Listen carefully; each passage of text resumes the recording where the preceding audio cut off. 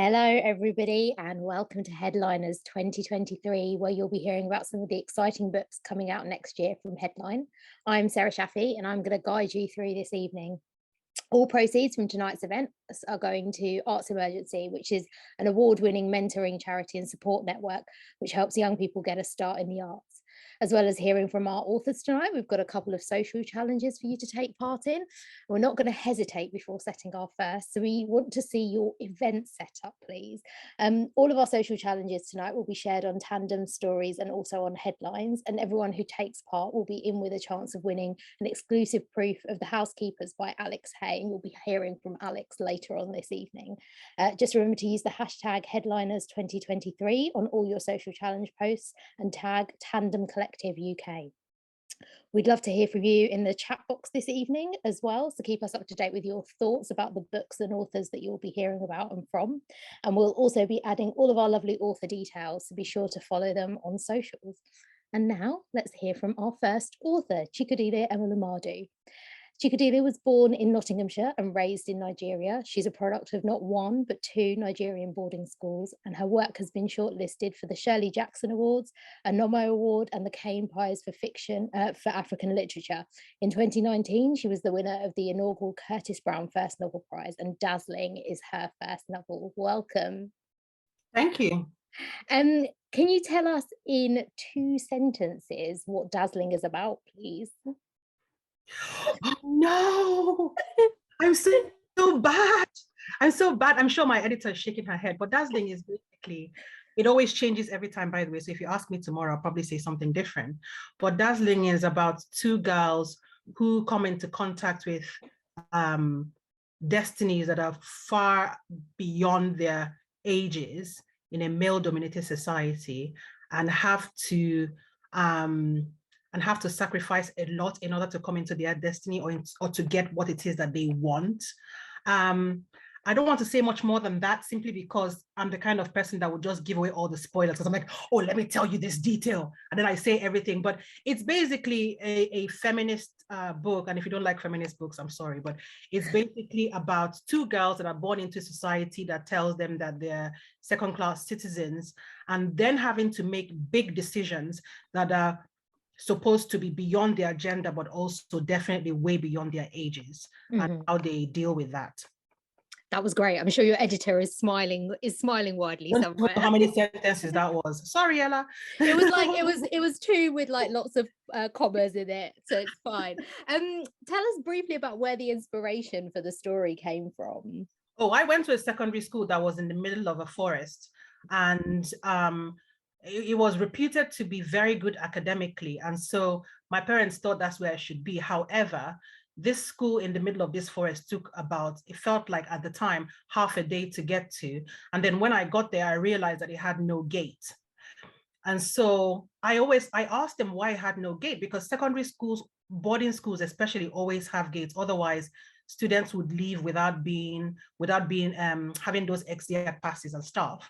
And it turned out in my I didn't get the question to my answer immediately, but I got it after I had been in the school for a while, which was that what was outside the school was much worse than what was inside the school itself. That sounds terrifying. That's like a terrifying thing to say. And I only ended up spending a year there because my father decided that he didn't want to be doing the journey to come and visit me. And so they pulled me from there, but it was a school that was very much set in the middle of this forest. I never saw the boundaries of the school. The front of it had fences, but never saw the boundaries of the school because it was in the middle of this massive tracts of land. And you had to stay within the lit areas, definitely, yeah. So has this story been sort of, has it been something you've wanted to do for a long time, is tell a story that partially, you know, has a boarding school element and that setting, that kind of remoteness, or is it just something that came together? I think basically what happens with life is things go into your psyche and then they coalesce into something else. So my first stories had very much nothing to do with going to boarding school, didn't have young protagonists. They had people who were dealing with things I had only just dealt with. But I think what happens is by the time you start to approach your 20s and you're working and you're no longer in the country in which you were raised, your mind starts to kind of like wander. It goes back, you cast back a lot. And so what happened was there were a lot of ways in which me being Nigerian, I didn't really care about while I was in Nigeria. I didn't really care about being Igbo while I was there. I thought it was just a big faff, you know, all the rules that you had to follow, all the and then you were a girl as well. So you had all the hard stuff and the boys had all the fun stuff. I didn't really care much for it. I couldn't wait to leave. I couldn't wait to come back to the UK where I was born. But then after a few years here, you realize the merit, they're obviously demerits to every society, but the merits start to sort of like look a bit more rosy. You think, oh, I missed that, you know? And I suppose when you're in a society where everybody is not like you miss the ways in which you can be at ease. Yeah. And so I think it was maybe in my 20s that this idea started to come, oh, why don't you write about this school? Because I had spoken about it a lot and people thought, that was your school? I realized actually this is not something normal to people, you know, because you don't know what's normal because that's your normal, you know. And I'd tell people about this school and they'd be really shocked and go, you went there and you're okay? And yeah, it was very much a place where rich parents who didn't want their children to go astray, especially those who are abroad, sent their kids because they knew their kids weren't going to get distracted. They knew their kids weren't going to leave. There was nothing to do apart from study and get bullied, but study. So in the story, you've got two young protagonists. So you have Treasure, who meets a spirit who sort of promises to bring her father back in exchange for her doing something for this spirit. And you've got Ozumina, whose family passes down the power to turn into a leopard. And I wondered, are there sort of myths and legends and stories from Nigerian literature and culture that you use within the novel, or is this all from your imagination when it comes to these? Oh no, the Leopard Society is very much a thing that existed. Like they're actually official documents of the British government at the time, the British colonial government, trying so hard to take away the influence and the power that the Leopard Societies had.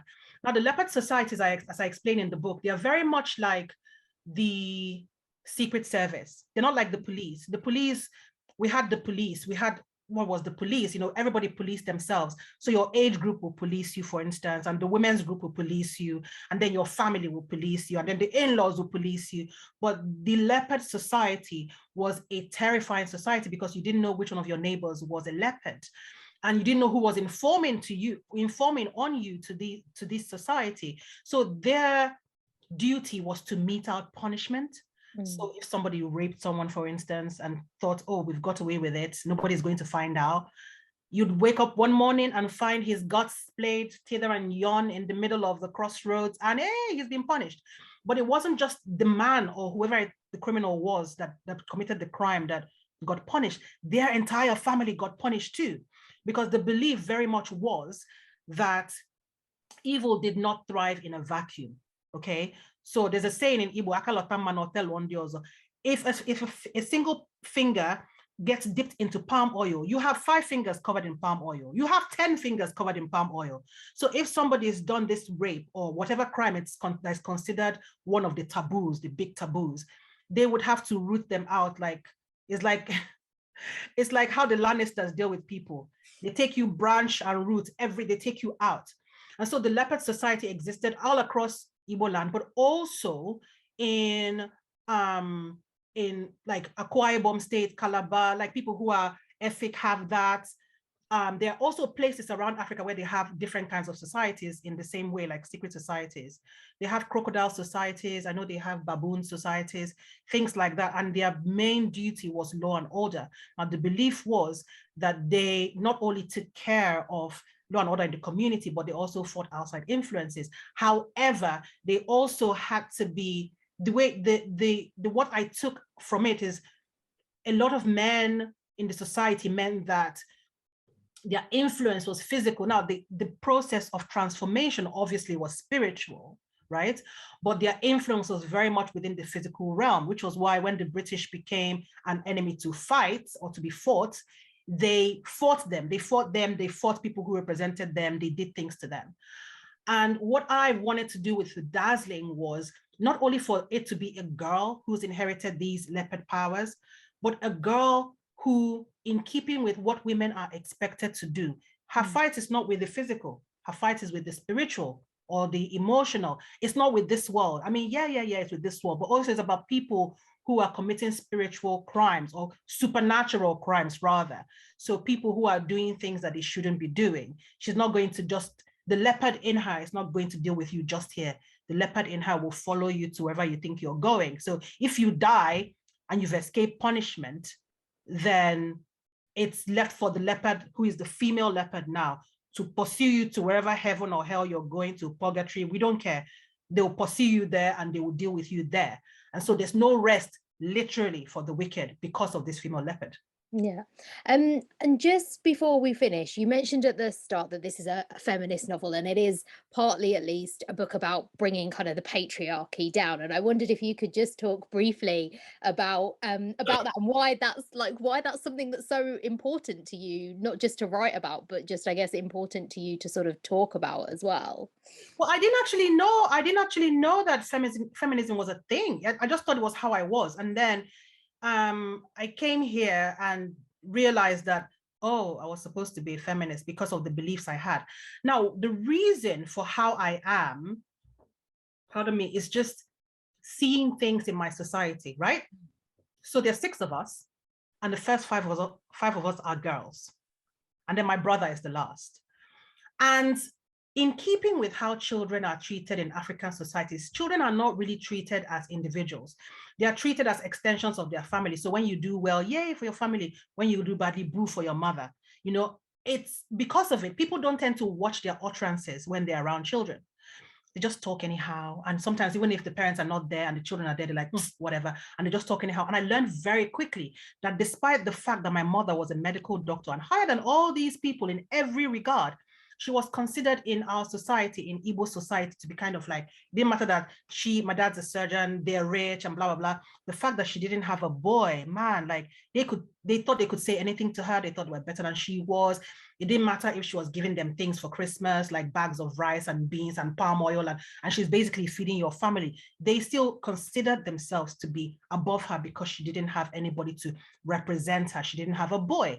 And so when you grow up seeing those unjust things that happen, and it didn't just happen to my mom, obviously, like with me being an adult now and realizing that some of the stress that my parents went through when they thought we didn't notice, but I noticed everything, is it had to do with my dad also feeling that pressure, because here's a man who is established in society. He's gone to the Royal College of Surgeons. He's done this and that, and he's come back with all this riches and wealth, like, oh, I've come to save my people from malaria and all that stuff.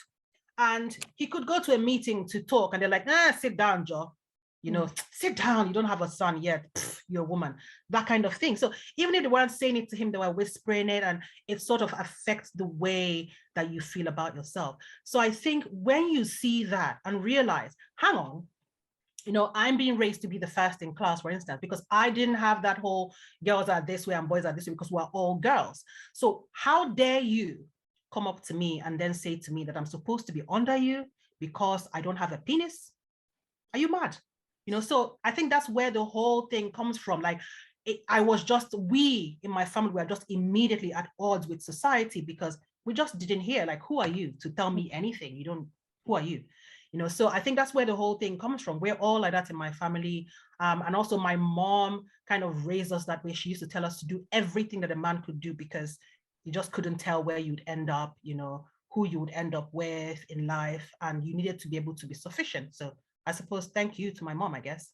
Your mum sounds amazing. Thank you. That was so great. Unfortunately, that is all we have time for, but I can see from all the comments popping up that people are so excited. So thank you for giving us a taster of your book. And Dazzling is out in February 2023. Yes, February 16th is the date. Lovely, thank you. Right, it's time for our first video of the evening with Asma Mir. Born and brought up in Glasgow of Pakistani heritage, Asma is a Sony Gold Award-winning broadcaster who's worked in TV and radio for more than 25 years. She's the co-presenter of The Breakfast Show on Times Radio with Stig Abel. And in this short video, she's going to tell us about her book, which is called A Pebble in the Throat. Hi, I'm Asma Mir and I have written a book. I can't quite believe it, but I have. It's called A Pebble in the Throat and it's going to be published in March. And I'm so excited because it's something I have always wanted to do. And I know a lot of people say that, but it's true. So the book is, it's a memoir. It's kind of like a double memoir. Part of it is my childhood growing up in Glasgow in the 1970s and 80s, which had its good bits and it had its bad bits. And the other part is my mother's story. She grew up in Pakistan in the 1950s and 60s, and then she emigrated to Glasgow when she married my dad, and that is why we have these fantastic accents. So I really hope you like it. It was quite an intense process because of certain personal circumstances. I had to write it in an 8 or 7 month period, and I have a 7-year-old daughter, so writing about yourself at the age of 7 when you have a 7-year-old is really intense. Anyway, I really hope you like it, and when it's published I can't wait to hear what you think about it. Wonderful, and that sounds brilliant, and it is out in March. It's now time to talk to our next author, Eleanor Shearer. Eleanor is a writer living in London, where she also works at a think tank. As the granddaughter of Windrush immigrants, she has always been drawn to Caribbean history, and for her master's degree in politics at the University of Oxford, she studied the legacy of slavery and the case for reparations, and she's here to talk about her debut novel, River Sing Me Home. Hi. Hi, Sarah. So you'll notice a pattern here, all of our authors that are appearing tonight. So tell us in 2 sentences what River Sing Me Home is about. So River Sing Me Home is set in the Caribbean just after the abolition of slavery, and it's about a mother who travels to find the children that were taken away from her and sold to different plantations. That's one sentence, so I guess I get another one. I like to say that it's not a novel about slavery, it's a novel about what comes after slavery and about what it means to be free. So you write that in your author's note as well at the start of the book very clearly, that it isn't a book about slavery. And I wondered if you could expand on that a little bit and talk about why you wanted to offer this perspective that people don't often get to see. Yeah, so I think that art about slavery and about the full horrors that doesn't flinch from the violence of slavery is really important. But as someone who is mixed race and of Caribbean heritage, I sometimes wonder who that art is for. I think it plays a role in kind of educating people who aren't familiar, but sometimes I find myself watching things like 12 Years a Slave, which I found very hard going, because I was thinking, I know that this happened. I've heard these stories from my own family. So I was really interested in writing about what comes after slavery, because I think people don't know about it as much. And in particular in the UK, I think we don't recognise the greyness. The book is quite deliberately set in this period between 1834, which is when in the British Caribbean slavery was abolished, and 1838, which is where they abolished what were called apprenticeships, which was a system where slaves had to work for their former masters for no pay for a certain number of years to prepare themselves for freedom. So recognizing that what we might celebrate in the UK is this historic event that we abolished slavery, in the Caribbean they see the ambiguity of it, because for so many people that kind of freedom on paper didn't translate to freedom in real life.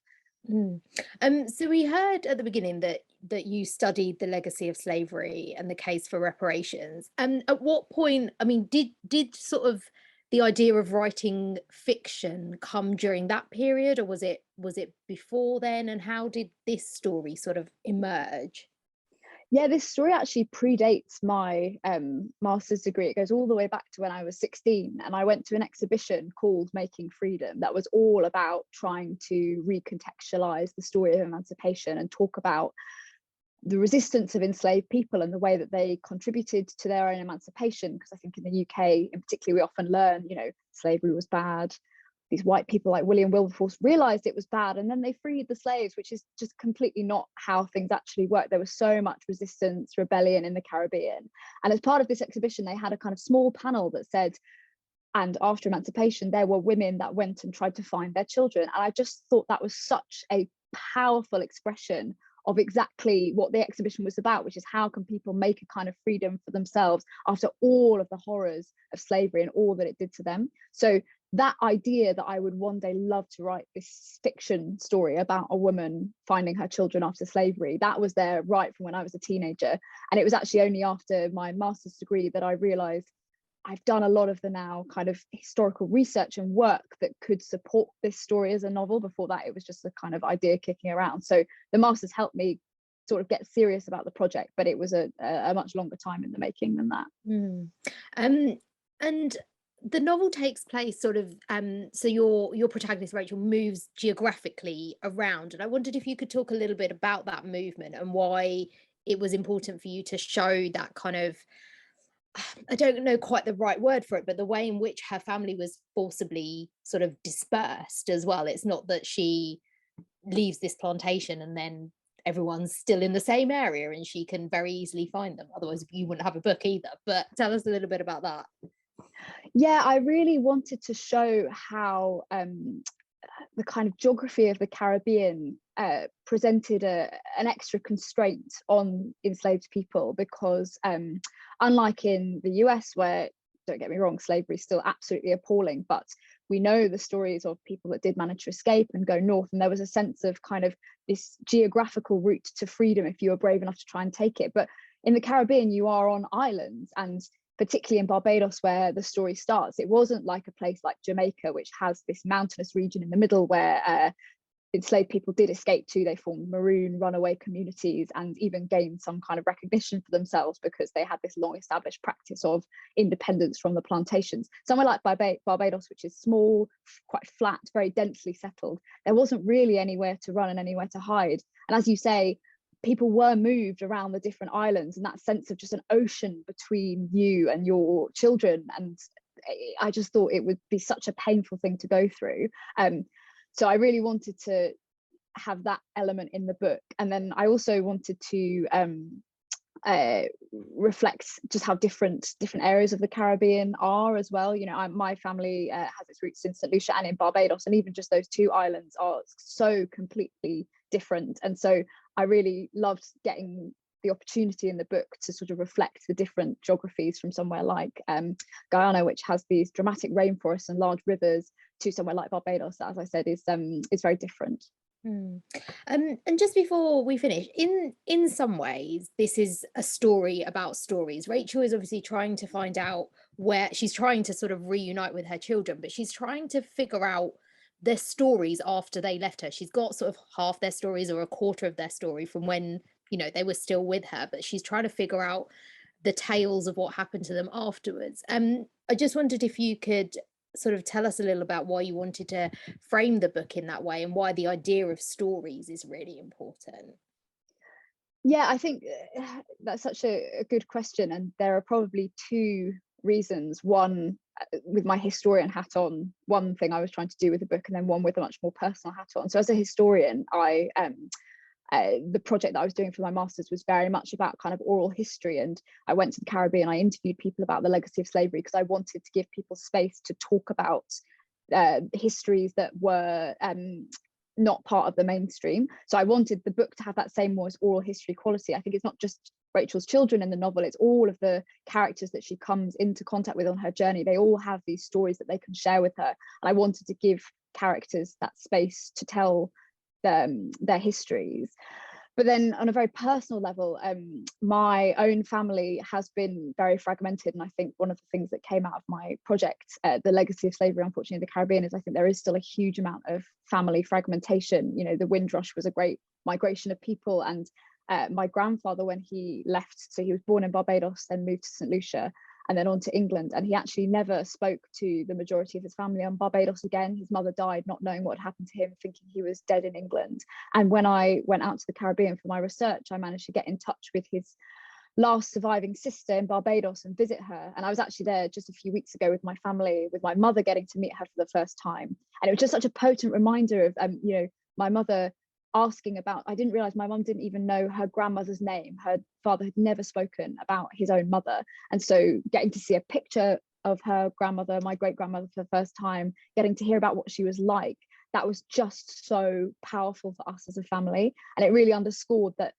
after that separation, what you're really hungry for is just a sense of who were these people? How can I somehow connect to them? You're never going to get back the time that was lost, but the stories can try and help heal that fragmentation just a tiny bit.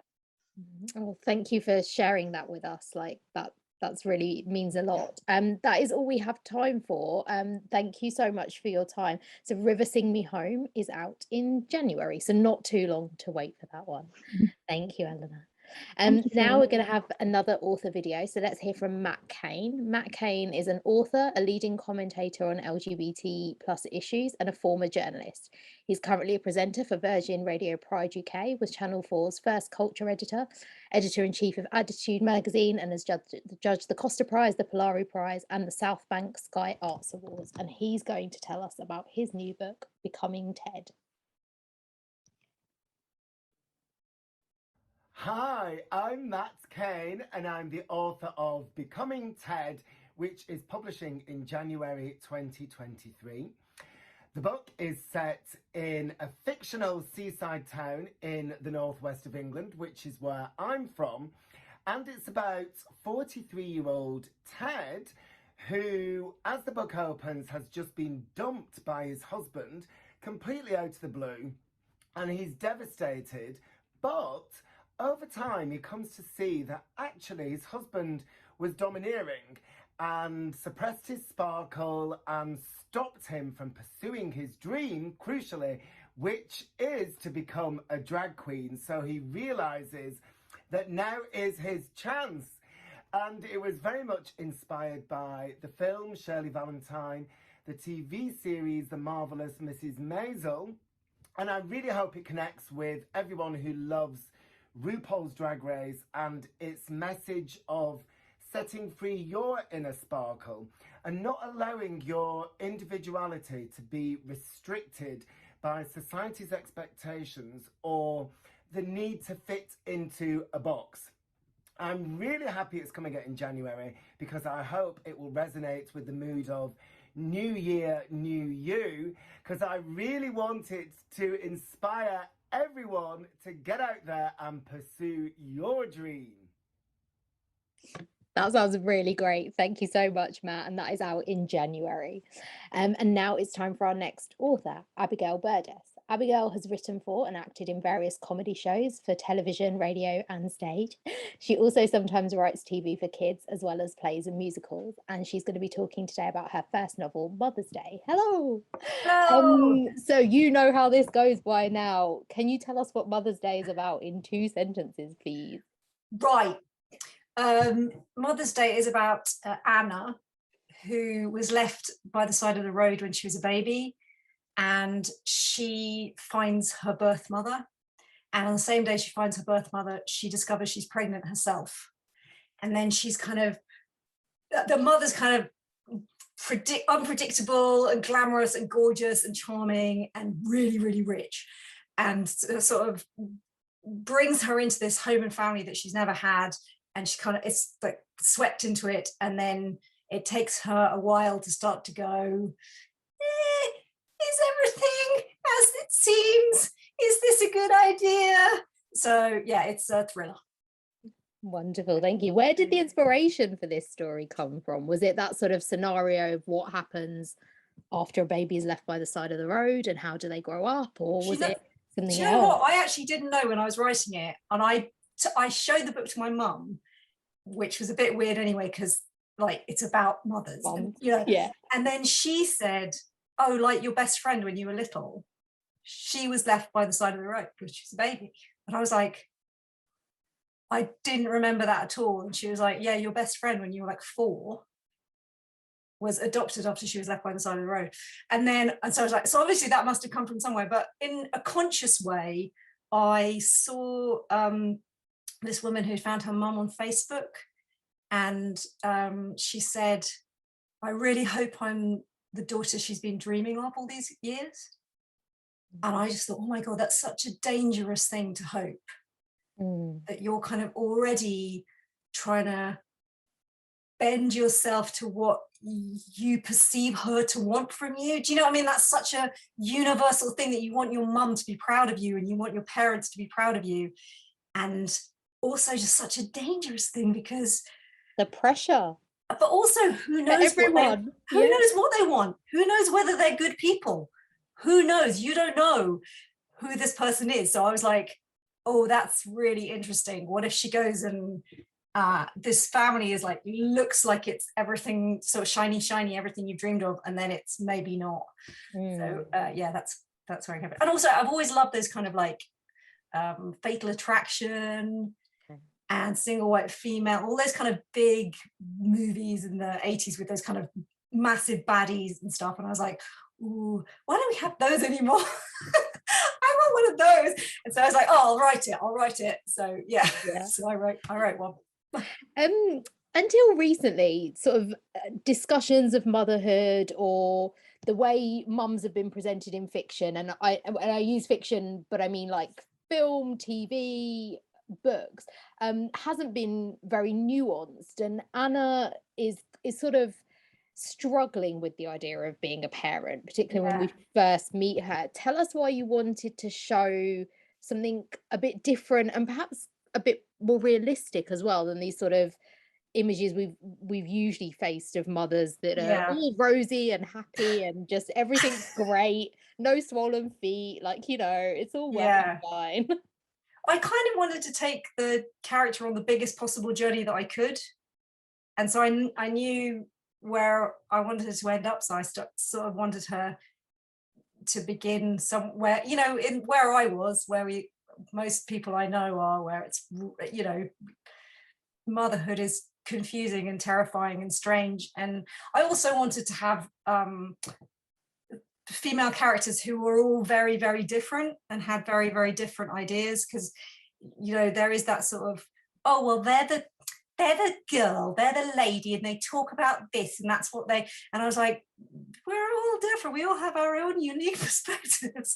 And so I wanted to have like lots of powerful female characters talking to each other and fighting with each other and all that. I mean, you mentioned Single White Female and you mentioned Fatal Attraction, but the book deals with a lot of big topics, and it is, you know, it's got these thriller elements, but it's also comic and darkly so. Can you talk to us a little bit about the way you wanted to employ humor in the story? Yeah, I think I just do that sort of by mistake, because that's like sort of, because I normally write comedy, that's what I normally do. And so it ended up, even though I was writing this thriller, there just ended up being a load of jokes in it. But it's quite interesting trying to because thrillers are about tension and jokes are kind of about tension. And so it became kind of a choice of going, oh, you know, should I break the tension with a joke, or should I break the tension with exciting plot thing? I'm going to keep talking so that you can cough as long as you like. I'm just keeping talking, guys. So it became so that, but the comedy just sort of happened. But I think that's just because I find life quite funny.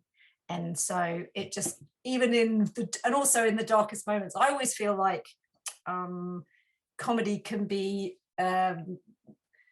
profound as well. Like a lot of people act like comedy is kind of on the surface and it's light and and I'm like, I feel like making jokes you can say more profound things with a joke sometimes than if you were have I kept talking long enough to cover your coughing fit? What do you think? Thank you very much. Sorry. That is all we have time for now.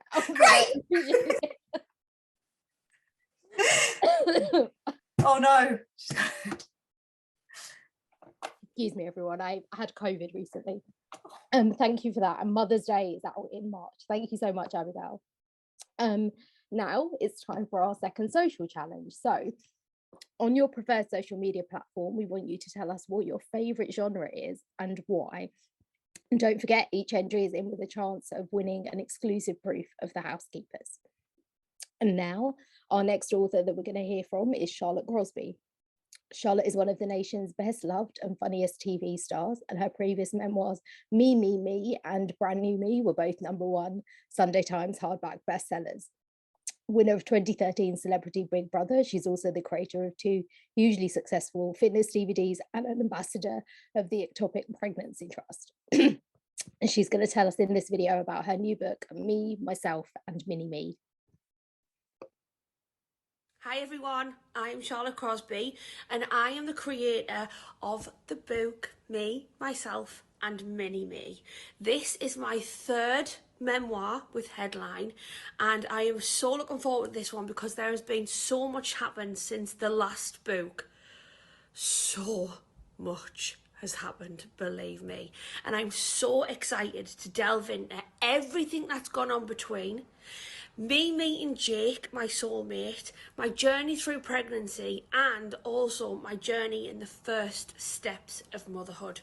Hopefully giving some advice to new mothers or lessons that I've learned along the way and making people laugh, of course.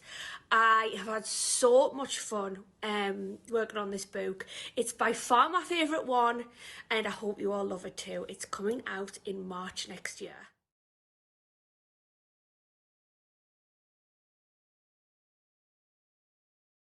Thank you so much, Charlotte. Now, our next author is Viktoria Lloyd-Barlow. Viktoria has a PhD in creative writing from the University of Kent and has extensive personal, professional and academic experience relating to autism. Like Sunday, her protagonist in All the Little Bird Hearts, Viktoria is autistic, and she has presented her doctoral research internationally, most recently speaking at Harvard University on autism and literary narrative. Hi. Hi, Sarah. So 2 sentences, please. What is All the Little Bird Hearts about? Okay, well, I've been listening to all the other authors, so my head's full of all their stories, but I'm going to try and focus on my one now. So a single mother called Sunday, living in the Lake District in the 1980s, and she's raising her 16-year-old daughter, Dolly, and they live a very quiet and orderly life when a couple move in next door to them, a very glamorous couple called Vita and Rollo, and they sort of bewitch both Sunday and Dolly and change their lives completely in just one summer. Brilliant. And where did the spark for this story come from? I think the setting came from, I wanted to have a setting that was pre a time where autistic people were discussed in the way they are now and diagnosed in the way they are now. So I wanted it to be sort of before there was a real language around that. And I think I wanted to have an autistic protagonist who'd really be at the center of things, and it would be first person and in her voice to really give an impression of what it's like to live an autistic life. So a bit like Mother's Day by Abigail, you're offering us this kind of nuanced and different view of motherhood. Can you talk a little bit about can you tell us about the 2 mothers in the novel and how they don't fit into conventional molds and why you wanted that to be the case? Yeah, I was really interested in writing about motherhood in a way that I could have mothers who were not in the binary, the sort of cultural narrative on motherhood that's very binary, a good mother and a bad mother, and that there's a very distinct way to be in one of those spaces. So we have Sunday's mother who tries hard to mother Sunday but doesn't really get it right, doesn't really understand her, but manages to parent her other daughter in a very close and loving way. And then Sunday, whose daughter is really the center of her life, and she's devoted to her daughter Dolly, but ultimately she's rejected by her daughter, and she has to find a new way to love her from a distance, and to feature motherhood in a really complex way and show how different it's a different experience, and it's a permanently changing experience for both the mother and the child. Without spoiling anything, which I know is quite difficult in cases like this, what is the journey that you think readers go on with Sunday? Is her story a sad one, or is it an uplifting one, or is it a bit like life, a bit of both? I think that's a really interesting question, and that's something that I was thinking about constantly as I was writing the book. I wanted to present Sunday and her condition in a way that was realistic. I didn't want to romanticize or idealize the autistic experience, but I wanted to make it very real. And I think hopefully the reader can experience the joy that Sunday experiences through her work's very important to her. She's really proficient in the workplace and she loves her job. She's got a daughter she really loves. She's got her interests in Sicilian folklore and etiquette that she's really interested in. So she finds joy in these things, but she also has a lot of challenges, and social interactions are just a constant challenge for her. So I wanted it to be realistic, more rooted in realism than romance, but I hope it's also the reader can find the beauty in Sunday's perception. So I hope that comes across as well. I think ultimately I would say it's uplifting because towards the end of the book, Sunday has experiences that make her think differently about love, and she comes to a point where, although she's betrayed on some levels, she manages to find peace and contentment in loving people who have misunderstood her or treated her poorly. And I think that's quite a beautiful position she gets to towards the end of the book. So I think that's quite uplifting, hopefully. Definitely. And you mentioned earlier, just before we finished, you mentioned that you wanted this to be a very close novel, and it is in the first person. How was it for you sort of living with Sunday speaking to you and through you in that way? And is Sunday a character that you have sort of now put aside, or is she still with you sometimes? That's really interesting. She came to me really easily, and I found it really easy to see the world through her eyes. But having to put her in difficult situations was sometimes you're sort of throwing her into the lion's den, and sometimes you want to protect her. So some of those things were challenging, but I think she just felt really real to me the whole time, and she still feels, completely 3D in every way. Yeah. Wonderful, thank you. That's all we have time for. And All the Little Bird Hearts is out in March, 2nd of March. Thank you so much. Thanks, Sarah. It's time for another author video, and now we're going to hear from Rhiannon Lucy Cosslett. Rhiannon writes columns and reviews fiction for The Guardian and has also written for The Observer magazine, iNewspaper, Vogue, Times, Stylist, and many more. Her first novel, The Tyranny of Lost Things, was published by Sandstone Press in 2018, and she also co-wrote The Vagenda, which was based on the successful feminist satire website of the same name, with Holly Baxter, and she's here to talk about her book, The Year of the Cat. Hi, I'm Rhiannon Lucy Cosslett, and I'm the author of The Year of the Cat, which is publishing in January, and this is my cat Mackerel. Mackerel was a kitten when I adopted her, and this is the story of that relationship and how it grew, but also how it helped me come to a lot of other decisions in my life, most particularly the decision about whether or not to become a parent in a particularly precarious, mad historical moment, which is something I think a lot of other people of my generation will identify with. It's also about the relationship between women and their cats and the historical stereotype of the crazy cat lady, who is often stigmatized for her childlessness. It's about what it means to be childless, what it means to be child-free, what it means to care for people and for animals. Ooh, off she goes. And also what it means to make a life and how we can go about doing that.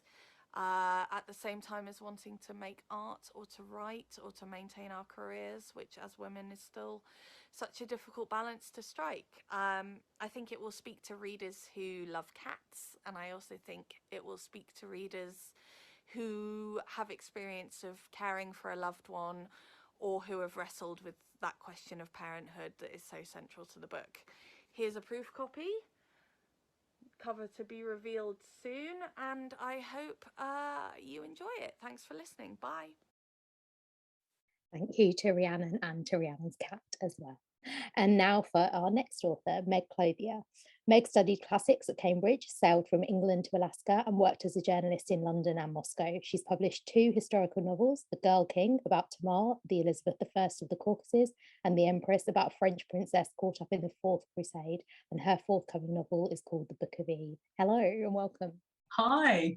So tell us what The Book of Eve is about in a couple of sentences, please.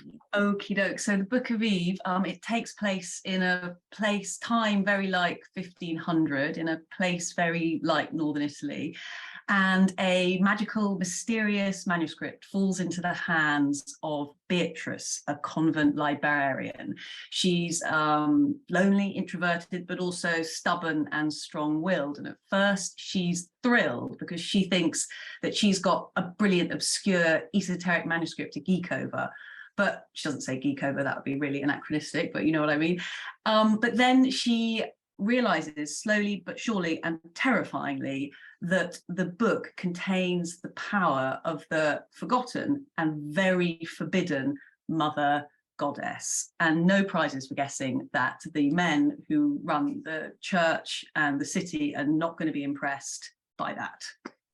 We'll talk about that in just a second. So you said that when you were introducing it, it's a novel that is set in a time very like the 1500s and in a place that is very like Italy. So I wondered what sort of research you did for this book, and then what sort of research you abandoned to write this story that is in this kind of, you know, it's not like the book starts with a year on the first, even on the first page, in a location and things like that.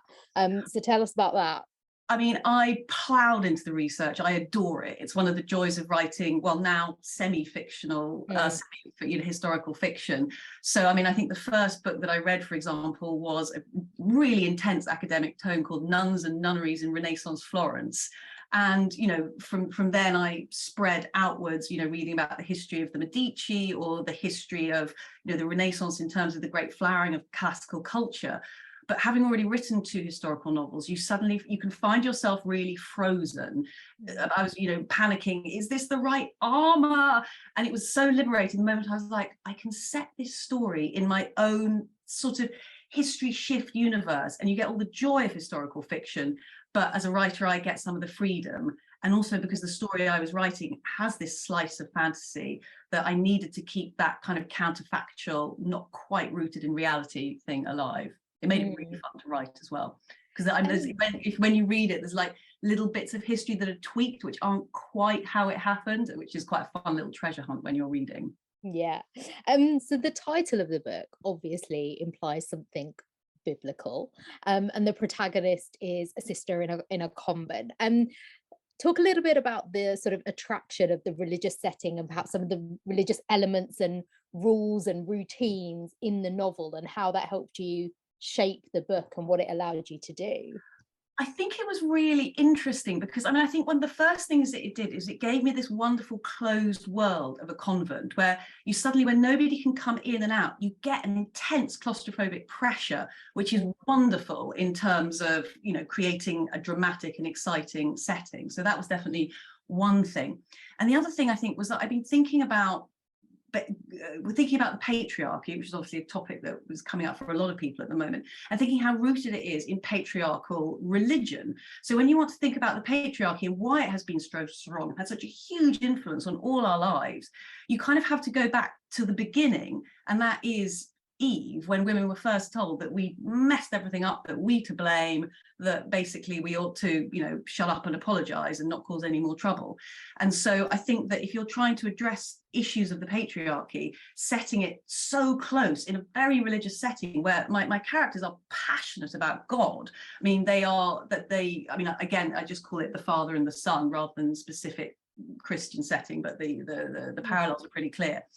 And so that was really exciting. And then when you're trying to think, how could the world be different? How could we not have patriarchy? Then you start to think, well, maybe religion needs to be different. And that was when this idea of introducing sort of the mother goddess, having her exploding into this very deeply patriarchal worshipping setting, felt really dynamic and exciting. Well, talking of the patriarchy then, so there's this moment in the novel where Beatrice recalls a memory of Sophia, who was kind of the librarian before her and who was basically her only sort of friend and she's talking about, and Sophia is in this memory, Sophia is talking about something different. She's not talking about the book that Beatrice comes into the possession of, but Sophia tells her to be discreet because men do not like such letters, and I think she goes on to say they call them the letters of Eve or the book of Eve. And as you mentioned, those hunting down the book that comes into Beatrice's possession are all men. Can you talk a little bit about female empowerment within the novel and sort of exploring these ideas of what men are threatened by? Well, what was the most about that book I mentioned about nuns and nunneries in Florence? I think I had a narrative in my head that nunneries were going to be places of real oppression, that women were just going to have a terrible life, no agency, they were just locked up, done. The minute I opened this book, it was like I opened the gates and went in there. And I mean, first of all, a huge proportion of women in Florence were living in convents at this time. It wasn't like an obscure situation, and it could be quite high status, and it was a place, you know, where you could actually work and run businesses, and they had theatrical displays and people could go to and fro, and they actually wielded quite a lot of financial power, but they also wielded this huge moral power. So it was quite exciting, giving that setting where you could imagine, I mean, I think I'd take reality and then, you know, turn it up to sort of, you know, 15, where you could imagine that a very powerful mother superior of a convent would be fantastically threatening to the men of the city if it's at a time when the status of the city is really, really shaky. And that was sort of echoed throughout history. You did have these, maybe slightly earlier than my pretend history, these very inspirational, mystical women who had huge followings and actually wielded a lot of power, but not in the way that we're, Just before we finish, so Beatrice is, I don't know how best to describe it. She's a bit of a loner. Is it fair to say that? And she finds solace in books, which clearly a way that humans necessarily don't. Just wondered if you could talk a little bit about the power of books within the story and also within your own life as well. Well, it was, I mean, when I realized that this story was going to work, it was amazing that I knew I was going to have this real personal connection, because, I mean, I'll tell you a little story. I mean, I didn't go to a convent, but when I was 7, I went to a very old-fashioned, very religious boarding school, which was a nuts experience. And I remember on my first afternoon, also quite a shy introverted person, going, that was intense, I'm just going to go and lie down on my weird bunk bed in my weird dormitory and I'm going to read a book. And a teacher came like pounding in and was like, what are you doing? I was like, I'm reading. She's like, you can't read, go and play. And I was just horrified that I could no longer have this quiet sanctuary with a book. So I think it was being able to, in some ways, dramatize how books can be so consoling, but that sometimes you actually have to put your books aside and connect with other people. And part of the story is how Beatrice learns to connect with her sisters and kind of connect to this sort of female power, which I found very fulfilling part of the writing. Wonderful. Thank you so much for sharing those insights into the book with us all. And that's all we have time for. The Book of Eve is out in March. Thank you. Thank you very much, Meg. And now, unfortunately, we've got just one more author left for tonight, but we've still got, you know, a little bit of time with them, so it's all good. So let me introduce Alex Hay. Alex grew up in Cambridge and Cardiff and has been writing as long as he can remember. He studied history at the University of York and wrote his dissertation on female power at royal courts. There is a theme to tonight, I think. Combing the archives for every scrap of drama and skullduggery he could find. He's worked in magazine publishing and the charity sector, and is a graduate of the Curtis Brown Write Your Novel course. And The Housekeepers is his debut novel. So welcome, Alex. For the final time tonight, tell us what your novel is about in 2 sentences, please. Well, hello, first of all, and Sarah very kindly sent me off to get some lemon and honey before this call started. I should have taken my own advice. I know, so forgive me if my voice cuts out at any point in my sentences.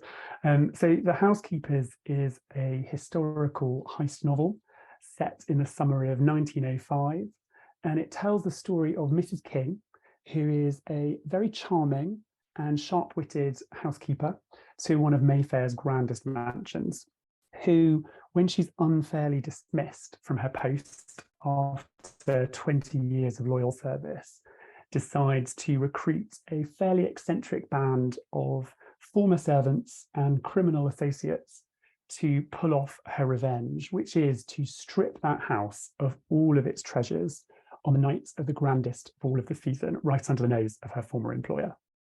I love it. I feel you could have probably stopped at a historical heist novel and everyone would have been in. Like, I was there, like a shot, like a shot. What is it about? I mean, it is sort of like Ocean's 8 in the early 1900s in Park Lane. What attracted you about telling that story, and what attracted you about putting together this sort of criminal enterprise that is just so delicious in some ways, even though it's obviously very legal? Well, I mean, the plot did come first. So I started writing this book in the summer of 2020. So we were just post that first lockdown. Little did we know the bleak events still to come on the horizon. And I was casting around for something new to start working on. And I really just wanted to write something fun. And I'd been really dying to try and write my own heist novel because I was itching to just sort of test the engineering of that plot. And they're so well constructed. So you've got a protagonist who's got a huge and very clear goal, who's got to then recruit a team, which gives you the chance to have quite a wide and colourful cast, which I love as a reader. And then you're off to the races. And I wanted to sort of marry that with a setting that would be, and I like that you used the word delicious because I was looking for something delicious to play with. And I, have been, I was a kid who was borrowing upstairs, downstairs VHS box tapes from the library. I've gorged myself on Edwardian houses for as long as I can remember. And it struck me that that was going to be the most perfect setting for some of those servants, those obedient servants downstairs, to perhaps try and grab a little bit of that privilege upstairs for themselves. So it's just marrying those two things together was the starting point. There are a number of characters in the novel who are sort of pretending or have pretended to be someone else, or have created new identities for themselves, everything from kind of names to appearances to kind of there's all sorts going on. What did you want the characters in the novel to kind of say about the ways in which probably we all sometimes hide behind these facades and kind of are one person with sort of one group of people and another with another group of people? That's a really good question. I mean, Mrs. King herself is constructing and has constructed her persona. I mean, she's not married. She's just called Mrs. because a housekeeper would be. And she's, even without giving too much away, spent the past 2 decades building that persona that she can live and hide behind. But I suppose as she develops herself, her own personality, and this plan, she has to reckon with the truth about herself, and so do the other characters in the novel. And in fact, they start to poke at and press on the secrets that they're all holding. And ultimately, their friendship and loyalty is down to them being honest about themselves and with each other. I mean, that's a sort of existential question we all have to go through in life. And I don't know whether I was doing that more when sitting at home in 2020. Who am I? Who can I be? But we all try and act a little bit to get ahead, but then sometimes you've got to just be you and see what happens. And just before we finish, so the novel, as you explained, sort of centers around this band of women. Do you have a particular favorite of the characters that you created? Because they're all sort of characters, I guess, from the fringes of society, or people who are overlooked in daily life. So they've got all this depth and character that people don't really notice about them. And I wondered if there was a particular, is it Mrs. King? Is it whose name is Dinah? That's right, isn't it? Or is it one of the others? Like I loved, they're all great, but the hat maker, like there's all sorts going on in this novel. Do you know what? I do love them all. I love Mrs. King. I've got a soft spot for the financial backer of the whole scheme, Mrs. Bone, who turns up on the scene and pretty much yells at everybody most of the time, but has a heart of gold. But I have a special soft spot for 2 very ingenious housemaids who have a particular skill with the trapeze, which is essential and pulling off this kind of plan. And so my housemaids probably hold that special place in my heart. Wonderful, thank you. That's all we have time for. But your novel is out next year and we are looking forward to it. We have got a little bit, well, I've read it. I don't have a lot of time to wait, but unfortunately you all watching do, but there is plenty to read in the meantime, as you've heard tonight. And that is it from us. Thank you all for coming. A reminder that proceeds from tonight's event are going to the wonderful Arts Emergency. Thank you to our sponsors, Everleaf Drinks, British Snack Company, Popcorn Shed, and Montezuma's Chocolate. Be sure to keep an eye on your inboxes for our digital goodie bag, and do keep sharing your thoughts on the books featured this evening using the hashtag Headliners2023. I can see from the chat that as we discussed every book and met every author, they all appealed. I can guarantee they're all brilliant reads, and I really hope you enjoy them. Thank you all for coming, and on your behalf, a big thank you to all of our authors. Good night.